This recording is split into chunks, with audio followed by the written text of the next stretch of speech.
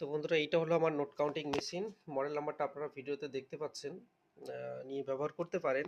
তো আমি সাজেশন দেবো কি, আপনারা যদি এর থেকে বেটার কোয়ালিটি পান, ভালো কিছু পান, তো অবশ্যই নিয়ে নেবেন। কারণ মেশিনটা আমার কাছে খারাপই না, আমি খারাপ বলবো না। অ্যাকচুয়ালি একটু ভোল্টেজের প্রবলেম থাকে, ইলেকট্রিক ভোল্টেজের একটু সমস্যা থাকে, যার কারণে একটু সমস্যা দেখা দেয় মাঝের মধ্যে। বাট খারাপ বলা যাবে না। আপনারা চাইলে ব্যবহার করতে পারেন। তবে সাজেশন দেবো কি, যদি এর থেকে বেটার কোয়ালিটি কিছু পান তো নিয়ে নিতে পারেন, অসুবিধা নেই। তো আমি কাউন্টিং করে একবার দেখিয়ে দেবো মেশিনটা।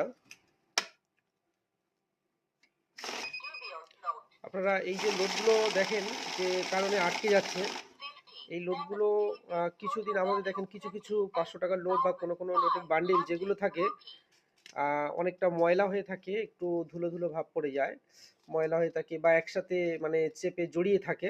এই লোডগুলো এই মেশিনে একটু ভালো মতো প্রবলেম দেখা দেয়, নিতে চায় না, সমস্যা হয়। লোডগুলো পরিষ্কার করে হাত দিয়ে ছাড়িয়ে আবার দিলে পরিষ্কার করে, তাহলে আবার এগুলো ফ্রেশভাবে নিয়ে নেয়। তো এই সমস্যার কারণে আটকে যায়। এর জন্য ভাববেন না যে লোডগুলো কোনো ডিফেক্ট আছে, এমন কোনো সমস্যা না, এই কারণেই নিতে চায় না। তবে আপনারা চাইলে এর থেকে ভালো কিছু নিতে পারেন। আমরা ব্রাঞ্চে যেসব মেশিন দেখি ওগুলো অনেকটা উন্নত হাই কোয়ালিটি থাকে।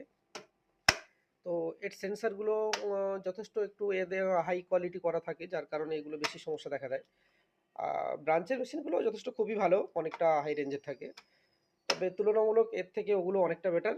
তো আপনারা চাইলে যেটা খুশি পছন্দ করে এটাও ব্যবহার করতে পারেন। বাট লোডগুলো একটু যে একটু ফ্রেশ থাকলে কোনো সমস্যা নেই, ফ্রেশ বান্ডিল থাকলে অটোমেটিক্যালি নিয়ে নেবে। আর বড় মেশিনগুলো তো বিষয়টা আলাদা, ওগুলো অটোমেটিক্যালি সাইড থেকেই নিয়ে নেয়। তো সমস্যা হচ্ছে এটাই, যখন আপনি পরিষ্কার করে দিয়ে দেবেন অটোমেটিক্যালি সবটা নিয়ে নেবে, কোনো সমস্যা নেই। ঠিক আছে? তো বন্ধুরা, আপনারা চাইলে ব্যবহার করতে পারেন, এমন কোনো সমস্যা নেই।